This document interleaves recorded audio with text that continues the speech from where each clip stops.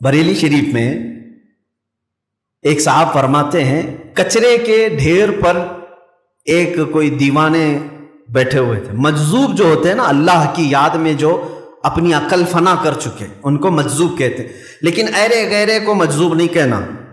कुछ लोग आज जो है चरसी, मवाली, गजेड़ी सबको जो है मजजूब है पीछे पड़ गए हैं। एक बात ये भी मैं बता दूं आपको, कोई मजजूब अगर दिख भी जाए तो उम्मत को ये नहीं हुक्म है कि उनके पीछे पीछे लग जाए। मजजूब की पैरवी करने का हुक्म नहीं, सालिक की पैरवी करने का हुक्म है। मजजूब कौन होता है? अकल फना हो गई, दीवाना हो गया अल्लाह की याद में, अब उस पर से नमाज भी माफ है, रोजे भी माफ है, शरीयत खत्म हो गई। अकल ना हो तो शरीयत नहीं है ना, अकल खत्म हो गई, शरीयत नहीं है उनके ऊपर। आकिल लोगों पर, अकल वालों पर ही शरीयत है, उनकी अकल खत्म हो चुकी है, वो मजजूब हैं। वो अल्लाह रब्बुल इज्जत बेहतर जानता है उनके और अल्लाह के ताल्लुकात क्या हैं। लेकिन उम्मत को जिसका अकल सलामत है, सबको कहा गया है कि तुम मजजूबों के पीछे ना पड़ो, वरना तुम दीन से हाथ धो बैठोगे। वो नमाज नहीं पढ़ रहे, फिर भी जुबान में तासीर है, तुमको ऐसा लगेगा नमाज से कुछ नहीं, इनके पीछे चलो। यानी तुम शरीयत के मामला छोड़ करके उनके पीछे चले जाओ। तुम्हें हुक्म है सालिक, सालिक कहते हैं वो अल्लाह का वली जो होशो हवास में शरीयत पर कायम है, और अल्लाह का वली, उनके पीछे चलने का तुम्हें हुक्म है। बरेली शरीफ में एक मजजूब थे, वो खाली एक लंगोट पहने हुए थे, यानी छोटी सी तहबंद जो है, एक कपड़ा, और बाकी पूरा बदन नंगा। कचरे के गुट एक ढेर पर बैठे रहते थे। एक साहब वहां से गुजर रहे थे, वो मुरीद थे सरकार मुफ्ती आजमीन के। उस मजजूब ने बुलाया, ए इधर आओ, कहाँ जा रहा है? उन्होंने कहा मैं बड़े मौलाना साहब के पास जा रहा हूँ, मुफ्ती आजमीन के पास।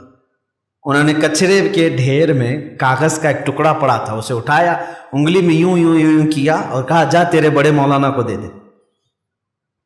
वो लेकर क्या है, दीवाना मजजूब आदमी, कुछ भी नहीं, उंगली से यूं घुमाया और दे दिया। कहते हैं मैं लेके आया, महफिल में बैठा मुफ्ती आजमीन रज़ियल्लाहु ताला अन्हु के।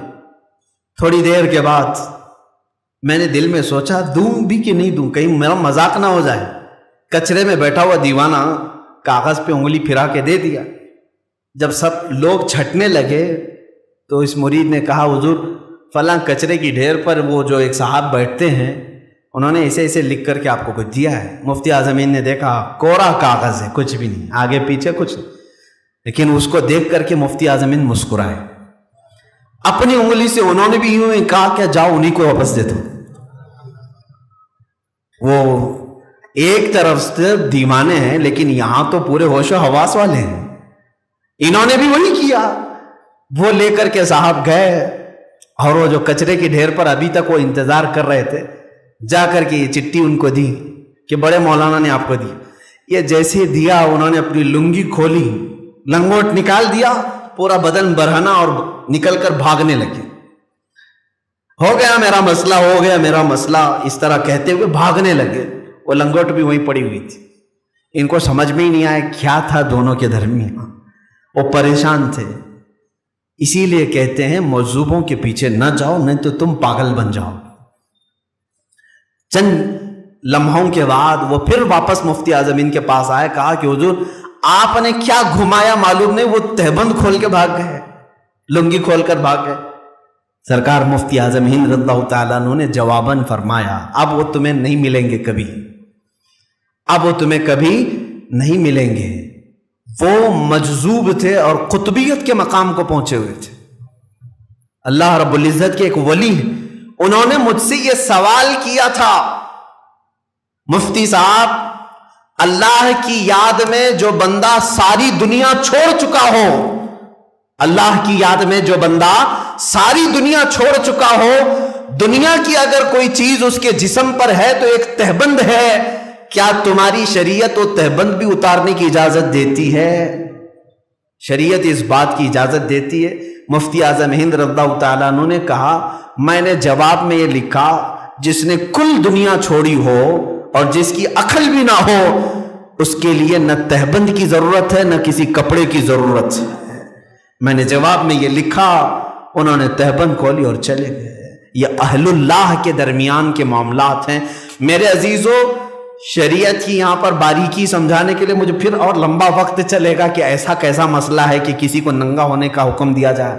یہ ان لوگوں کے لیے ہے جو جذب کے عالم میں ہیں، وہ دنیا کی کوئی چیز نہیں پسند کرتے. اعلیٰ حضرت کے زمانے میں ایک مجذوب تھے، اعلیٰ حضرت کے زمانے میں وہ ہمیشہ برہنہ رہتے تھے. ایک دن سنا ہے کہ وہ کپڑے پہن کے آ گئے جب اعلیٰ حضرت آنے لگے. یا پھر کسی ایک دوسرے بزرگ کے متعلق یہ بات مشہور ہے، جنازے میں وہ کپڑا پہن کر کے آئے. جنازہ تھا بزرگ کا، وہ کپڑا پہن کر کے آئے. لوگوں نے کہا بابا جی آپ لنگے رہتے تھے، آج کپڑا پہن کے آئے ہو. کہا پہلی مرتبہ کسی زندے کے سامنے آیا ہوں تو شرم تو آئے گی. بات سمجھا؟ جنازہ ہے، جنازے میں یہ آج پہلی بار کپڑا پہن کے آئے ہیں جو زندگی بھر ننگے رہتے تھے. لوگوں نے کہا بابا جی آج کہاں سے کپڑے آ گئے تمہارے بدن پر؟ تو انہوں نے کہا پہلی مرتبہ ایک زندے کے سامنے آیا ہوں جس کی وجہ سے میں بدن چھپایا ہوں. باقی سب تم لوگ تو سب مردے ہو، تم کو سے کیا بدن چھپاؤ؟ یہ مجذوب لوگوں کی باتیں ہیں میرے عزیزوں. بہرحال سرکار مفتی اعظم ہند کا ایک مقام تھا کہ وقت کے قطب بھی اور مجذوب بھی ان سے فتویٰ پوچھا کرتے تھے، ان سے مسائل شریعت دریافت کرتے. بہرحال سرکار مفتی اعظم ہند کو اللہ نے یہ سارے انعامات دیے تھے، لیکن ان کا ایک شعر جو ہے یہ ہمیں تڑپا دیتا ہے. اگر میں وہ شعر پڑھوں تو سارے لوگوں کا غرور، تکبر، گھمنڈ سب فنا ہو جانا چاہیے. میں کسی کھیت کا مولی نہیں ہوں، میری کوئی حیثیت نہیں جو آج میں کھڑا ہوں. میں شاید مجمع کا سب سے کمتر آدمی ہوں. مفتی اعظم ہند جب یہ بات کہتے ہیں، میرے اعمال سیاہ نے کیا جینا تو بھر، میرے اعمال سیاہ نے کیا جینا تو بھر، زہر کھاتا تیرے ارشاد نے کھانے نہ دیا. ان کے کون سے اعمال سیاہ تھے جو زندگی میں یہ کہہ رہے ہیں 90 سال کی عمر میں کب جوانی آئی کب گئی پتہ ہی نہیں چلا. وہ بزرگ جب بارگاہ رسالت مآب صلی اللہ علیہ وسلم میں نعت لکھ رہے ہیں تو یوں کہہ رہے ہیں میرے اعمال سیاہ نے کیا جینا تو بھر، یا رسول اللہ زہر کھاتا تیرے ارشاد نے کھانے نہ دیا. میرے عزیزو، یہاں ہمارے تو گناہوں پر گناہ ہیں، لیکن ہم یہ کہتے ہیں ہم بڑے پاک لوگ ہیں. دوسروں کے گناہ سب کے نظر آتے ہیں، اپنے کسی کو نظر نہیں آتے. دوسرا شعر میرے مفتی اعظم ہند کا یہ ہے، آپ نے یہ نہیں کہا کہ ہزاروں لوگ میرے ہاتھ پر توبہ کر چکے ہیں.